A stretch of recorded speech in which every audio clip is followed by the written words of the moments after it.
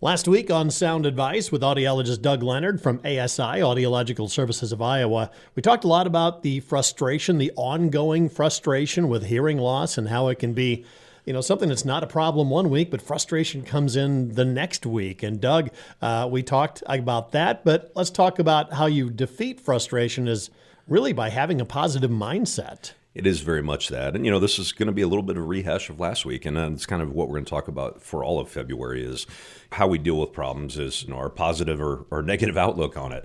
If you have an illness that is not going to be cured, you've just got to accept that and you've got to work within the parameters of that and try to improve your quality of life as best you can. And hearing loss is certainly one of those things. One of the frustrations people can have with hearing aids is, that they don't solve the problem or they don't correct the hearing.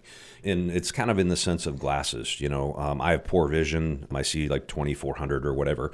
But when I put my contacts on, I have 20/20 normal vision. Mm-hmm. That's because it's a focus issue. It's not a nerve issue with my eyes. I don't have macular degeneration or glaucoma or whatever. Yep. It's a fairly simple problem to fix. And people want that same thing sometimes with other prosthetics, whether it's bifocals or dentures or hearing aids. And they're not going to do that. They work with the capability of the patient.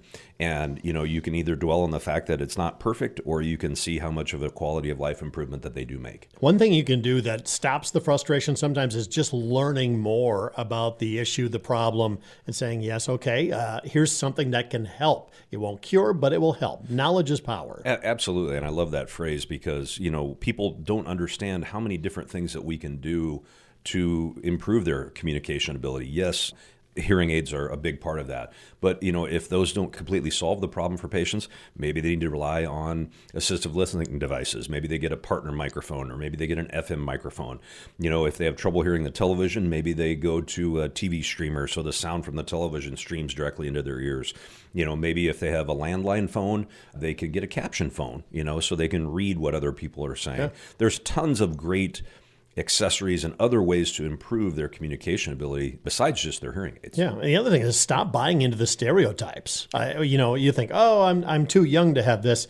You have an issue that you're dealing with. Look at it that way rather than the other way. Well, yeah, it's all about the concept of healthy aging, and we don't like to think about that. But once we hit our 40s and 50s, stuff starts changing, and we have to deal with our... Oh, boy, does it. Oh, yeah. We have to deal with our arthritis and our hair loss or our vision problems or seeing up close, whatever. Attitude plays a big role in how we go through life. So huge role. You run across positive people, you just want to be around them, and you know that they're doing things the right way. Yeah, and I'm not going to say I judge my schedule by that day in and day out, because I don't. I try to treat every patient, with the same amount of care. You certainly know the patients that come in with that positive mindset. Oh, absolutely. And again, they are the ones who do the best in trying to correct their problems.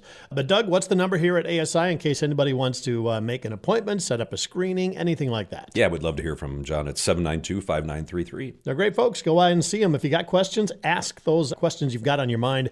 Audiological Services of Iowa.